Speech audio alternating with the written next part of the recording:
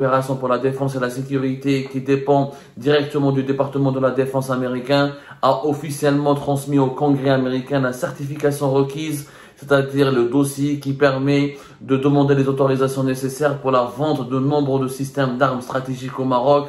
Et ça a été approuvé par le département d'État, qui est l'équivalent du ministère de la Défense dans les pays comme l'Algérie ou le Maroc. En clair, le ministère de la Défense des États-Unis d'Amérique, le ministère de la Défense, plutôt le ministère des Affaires étrangères des États-Unis, le ministère des Affaires étrangères des États-Unis d'Amérique, le ministère de la Défense des États-Unis d'Amérique, ainsi que le Congrès, c'est l'équivalent, si vous voulez, du Parlement américain, ont tous été d'accord pour livrer au Maroc des armes très redoutables. Il s'agit de 18 lanceurs de roquettes multiples HIMARS. Les systèmes HIMARS, ce sont des systèmes de roquettes d'artillerie à haute mobilité. C'est une technologie de lance-roquettes guidée à longue portée. Ça se place sur un camion tactique de 5 tonnes et ça permet de tirer des roquettes d'une très grande précision. Et ça fait très mal aux ennemis ou aux armées des ennemis aux armées adversaires ou aux armées ennemies. Et ça fait de gros dégâts matériels et humains. Le Maroc va aussi bénéficier de la part des États-Unis d'Amérique de 40 missiles tactiques ATACMS. Dans cette version la plus récente, dans une version qui s'appelle la M57, qui est la version la plus récente avec une portée allant jusqu'à 300 km. Il y aura aussi 36 missiles qu'on appelle les M31A2. Il y aura aussi des roquettes avec des charges de 90 kg à très grande précision qui peuvent parcourir jusqu'à plus de 70 km. Il y aura aussi des roquettes appelées les 36 M30A2, qui sont des roquettes de 90 kg avec des charges de fragmentation pouvant couvrir une surface de 1,5 km pratiquement, ou la 1,25 km avec une portée qui peut atteindre ou la dépasser les 70 km. Le Maroc va aussi bénéficier de la part des États-Unis, va se faire livrer de la part les États-Unis d'Amérique vont livrer aussi prochainement au Maroc 18 systèmes de gestion électronique du champ de bataille pour artilleurs, qui est la version la plus développée et qui donne la possibilité aux artilleurs de partager, de recevoir des données sur les cibles et les sources externes, ainsi que de les traduire en coordonnées précises pour l'artillerie ou pour l'aviation. C'est des systèmes très développés qui, encore une fois, ont été testés sur le front ukrainien et qui ont fait très mal aux armes russes. En clair, ce sont des armes qui ont déjà prouvé leur redoutable efficacité et qui ont déjà fait du mal contre les armes russes sur le front ukrainien. Comme par hasard, ce sont les mêmes armes que le Maroc va recevoir bientôt, va utiliser éventuellement, naturellement, dans le scénario d'une confrontation militaire contre l'Algérie, dont 90% de ces armements ou de ces équipements militaires sont russes. Donc c'est le théâtre ukrainien qui risque que les États-Unis d'Amérique avec le Maroc ont imaginé la reproduction du théâtre des opérations ukrainiennes en Algérie, au Maghreb, contre l'Algérie. L'Algérie, armement russe. Les États-Unis d'Amérique qui vont armer jusqu'au dans le Maroc, des armes américaines qui ont déjà bousillé les systèmes et les équipements militaires russes en Ukraine. Donc ce sont avec ces mêmes armes qui vont être utilisées par le Maroc au cas où, par malheur, une confrontation militaire éclate entre l'Algérie et le Maroc. Encore une fois, c'est l'ukrainisation peut-être du Maghreb qui est en cours d'étude et qui est en cours d'évaluation aujourd'hui au niveau des centres de décision américains, avec des centres du pouvoir américain qui ont décidé de tout miser sur le Maroc et de renforcer leur alliance militaire avec le Maroc. C'est une première. Il faut savoir que chaque véhicule HIMARS, c'est-à-dire HIMARS, H-I-M-A-R-S, il est accompagné d'un véhicule de transport, de missiles et de roquettes et d'un véhicule de chargement. La commande comprend en outre 3 camions blindés de remorquage et d'autres équipements de support.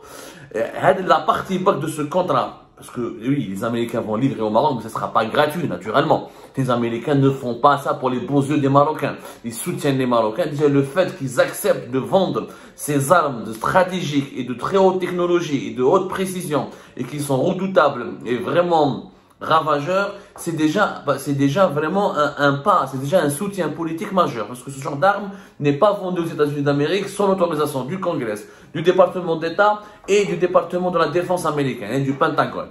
Il faut 3 autorisations aux États-Unis d'Amérique pour pouvoir vendre et donner ce genre d'armes. Et le Maroc après l'Ukraine, c'est pratiquement le Maroc qui va bénéficier de ces armes-là. C'est-à-dire que le Maroc a été érigé, a été élevé au rang des alliés les plus importants des États-Unis dans le monde. Il faut savoir que cette première partie du montant du contrat, elle est de 542,2 millions de dollars, c'est-à-dire 543, et c'est un communiqué officiel de l'Agence de coopération américaine pour la défense et la sécurité, qui dépend du département d'État de la défense, et du Pentagone, qui l'a confirmé effectivement cette information. C'est une donnée majeure qui va provoquer des conséquences sans précédent sur les relations algéro-marocaines. La course aux armements entre l'Algérie et le Maroc n'a jamais été aussi intense, aussi aiguë, aussi tendue. Et le Maroc n'a jamais été aussi bien armé par ses alliés occidentaux contre l'Algérie. L'Algérie qui a la Russie, sauf que la Russie, moi j'aimerais bien, je suis algérien, donc je pose des questions à mes dirigeants. Vous allez acheter des armes à la Russie. Maintenant, je suis dans la Russie, Bakhmout Hadik, un petit village, gagne 7 mois pour conquérir un village. Mon chef n'a les armes russes, je suis désolé. Pour moi, la victoire militaire, pour moi, la défaite militaire russe sur le front ukrainien, elle est actée. On nous a promis que fait 4 semaines, il va dominer Kiev, il va prendre le territoire ukrainien. Avec les armes occidentales, l'armée russe, elle a reculé. Elle a abandonné Kherson, elle a abandonné des grands territoires. Les Russes sont en train de se défendre uniquement de ce qu'ils ont conquis en 2014. C'est pour vous dire que l'impact de l'armement occidental, il est très puissant. Cet Occident que nous avons sous-estimé, c'est lui qui détient encore les technologies les plus innovantes. Ce sont les armes occidentales qui sont les plus destructives, qui sont les plus redoutables, et elles ont prouvé leur efficacité sur le terrain des opérations en Ukraine. Il n'y a rien à voir. En plus de ce contrat de 542 millions de dollars, accepté par les États-Unis d'Amérique et conclu avec le Maroc, il y aura un autre contrat qui est d'une grande importance aussi pour l'armée marocaine. Pourquoi? Parce qu'il s'agit de l'aviation cette fois-ci. Le Maroc va recevoir 40 bombes guidées, on appelle ça les Joint Stand-Off Weapons, je sais pas comment ça s'appelle en anglais, pour un montant de 250 millions de dollars. C'est des bombes, ce sont des bombes planantes guidées par une centrale avec GPS et qui a une portée jusqu'à 22 km si elle est larguée. C'est-à-dire qu'il y a une bombe qui est larguée directement dans le ciel et qui va être guidée et qui peut être guidée sur un champ de 22 km pour toucher sa cible. Et elle peut être à une altitude de 130 km. C'est quand même énorme, encore une fois, c'est un équipement militaire très sophistiqué, très dangereux parce qu'il est équipé avec, il y a des guidages finaux avec infrarouge, il y a une tête, elle peut par exemple contenir jusqu'à 225 kg d'explosifs. C'est simple, c'est une bombe qui est destinée à la destruction d'objectifs renforcés. C'est-à-dire ce sont des bombes vraiment qui vont faire beaucoup de dégâts et qui peuvent tuer beaucoup de gens. Beaucoup de gens. L'armée marocaine qui est déjà équipée par les F-16 de l'armée de fabrication américaine. Donc, grâce à ce nouveau contrat de 250 millions de dollars, qui se rajoute à ce premier contrat de 524 millions de dollars. En tout, c'est presque 800 millions de dollars. 542 plus 250. Faites le calcul, nous sommes déjà à plus de 800 millions de dollars. C'est énorme, c'est énorme, c'est une acquisition d'armes importante. Oui, l'Algérie a l'habitude d'acheter des armes aussi, à coups de milliards de la part de la Russie. Et sauf que les armes russes, encore une fois, ils ont prouvé leur inefficacité. Et je vous rappelle, c'est un élément important, que l'Algérie, pour le moment, elle a été contrainte de geler ses opérations d'achat militaire auprès de la Russie, parce que la Russie ne peut plus fabriquer d'armes comme avant, parce qu'elle est en guerre en Ukraine, toutes les unités de production des équipements militaires russes sont orientées en faveur des besoins de l'armée russe sur le front ukrainien. Du coup, l'Algérie n'a pas encore reçu en 2022 ce qu'elle devait recevoir. N'oublions pas, et nous avions révélé cette information, l'Algérie devait commander pour 11 milliards de dollars d'armes à la Russie. Sauf que la Russie, ses usines sont occupées, saturées, et sont en guerre. Donc la Russie ne peut pas tout livrer. L'Algérie doit patienter. Pendant ce temps-là, les États-Unis d'Amérique livrent armes, comme Israël sont en train d'armer aussi le Maroc. Le Maroc donc risque de prendre une marge de manœuvre assez intéressante. Il risque d'avoir une avance technologique importante sur l'Algérie. L'Algérie qui pour le moment n'a pas réussi encore à diversifier ses armements. Et les États-Unis d'Amérique, qui au début en 2022 avaient une stratégie de séduction, de négociation avec le régime algérien, dès le début de l'année 2023, subhanallah, dès que Tebboune a confirmé qu'il veut aller à Moscou voir Poutine et qu'il veut rencontrer Poutine, et pendant cette visite, il ne s'agit pas d'une simple visite d'État, parce qu'il s'agit encore une fois, la Russie et l'Algérie devaient signer depuis d'ailleurs 2021 un nouveau partenariat stratégique, c'est un nouvel accord. Apparemment, il y avait une sorte de traité d'amitié entre l'Algérie et la Russie. Ce traité d'amitié qui a été fait en 2001, il devait être remplacé par un nouveau pacte d'alliance. On en a parlé sur Algérie Pacte, et ce pacte d'alliance comprend des échanges de coopération économique, notamment militaire, et un renforcement de la coopération militaire. Les États-Unis d'Amérique ont fait un énorme lobbying durant toute l'année 2022 pour bloquer la visite de Tebboune, pour bloquer la signature de ce nouveau partenariat stratégique avec la Russie, et pour bloquer les échanges économiques et pour encadrer ou limiter la portée des échanges économiques entre l'Algérie et la Russie. Mais, visiblement, le régime algérien qui avait donné des garanties assez importantes aux États-Unis d'Amérique aurait peut-être fait volte-face, et début de l'année 2023, Abdelmadjid Tebboune a fait de plus en plus de pas à la Russie. Des hauts responsables russes sont venus régulièrement à Alger, et Abdelmadjid Tebboune veut aller à Moscou au mois de mai. Il est aussi invité dans l'été vers fin juillet 2023, parce qu'il y a le sommet Afrique-Russie, et l'Algérie aurait repris vous savez, les services de renseignement américains savent tout.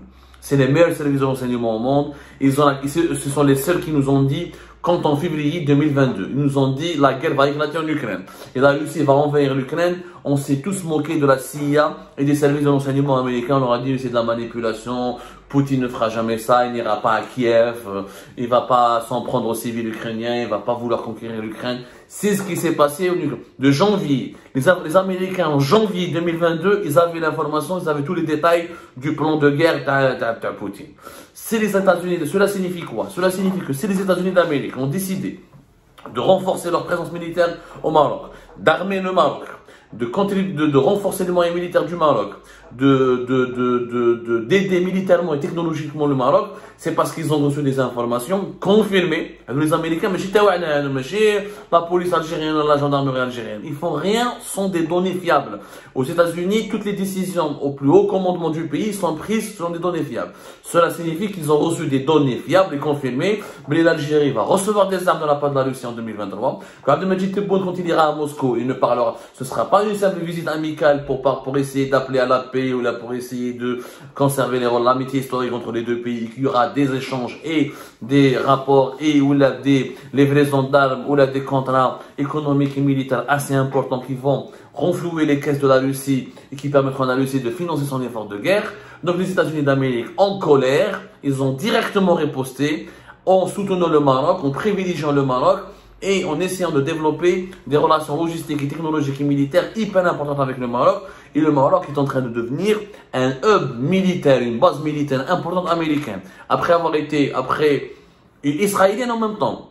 C'est-à-dire que l'Algérie, son hostilité permanente vis-à-vis du Maroc et son entêtement à ne pas maintenir un équilibre, une relation équilibriste et à diversifier ses sources d'approvisionnement en armes et de ne plus privilégier uniquement la Russie, ça a permis, elle a incité le Maroc à s'allier avec Israël, et Israël depuis 2021 développe il y a toute une littérature là-dessus et des détails très précis des bases militaires importantes au Maroc. Les États-Unis d'Amérique qui ont un petit peu voulu rétablir, qui sont revenus vers de meilleurs sentiments vers l'Algérie en 2022, qui ont voulu essayer de rétablir un équilibre dans leur rapport entre l'Algérie et le Maroc, ont été poussés par le virage russe et par l'entêtement du régime algérien et par les promesses non tenues, parce que les dirigeants algériens ont promis à Washington de rester équilibristes, de ne pas privilégier la Russie, de ne pas financer les efforts de guerre de la Russie et de ne pas contribuer à l'expansionnisme de l'influence russe en Afrique du Nord. Visiblement, les dirigeants américains, les services secrets américains ont pu peut-être recevoir des informations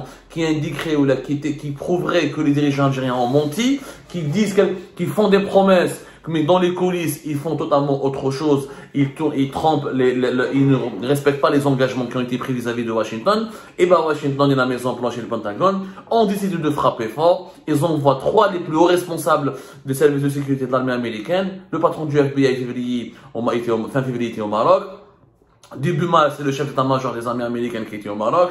Le patron de la CIA qui était au Maroc récemment, en ce début du mois d'avril. Et ça se termine par la validation de ces contrats d'armement d'une valeur de pratiquement plus de 800 millions de dollars avec des armes d'une grande précision et d'une efficacité redoutable et des armes de destruction massive finalement. C'est ça les véritables armes de destruction massive, ce qui va encore une fois aggraver les tensions d'Algérie et le Maroc, parce que maintenant l'Algérie va se sentir agressée, menacée, quand son voisin ennemi est en train de s'armer à ce rythme-là, avec une alliance avec Israël et les États-Unis d'Amérique, et ben l'Algérie là sera obligée de riposter, de se tourner vers la Chine et la Russie pour renforcer son armement, et ça crée, et cette course à l'armement, cette méfiance, ponctuée par des déclarations hostiles entre les deux pays et par un état d'animosité permanent, et ben va plonger le Maghreb dans une atmosphère de pré-guerre. Il y a des bruits de bottes, il suffit d'une petite étincelle pour qu'une confrontation militaire éclate entre les deux pays et pour que les grandes puissances transforment le Maghreb, encore une fois, en un ring de boxe où ils vont régler leur compte pour essayer d'imposer leur agenda et leur feuille de route. Rabbi Jibel Khair ya Jama'a, que Dieu protège, que Dieu réserve la paix dans notre région, que Dieu protège le peuple algérien, que Dieu protège le peuple marocain. Il est temps que les sages des deux pays montent en puissance pour demander une véritable réconciliation, parce que nous ne voulons pas être les poupées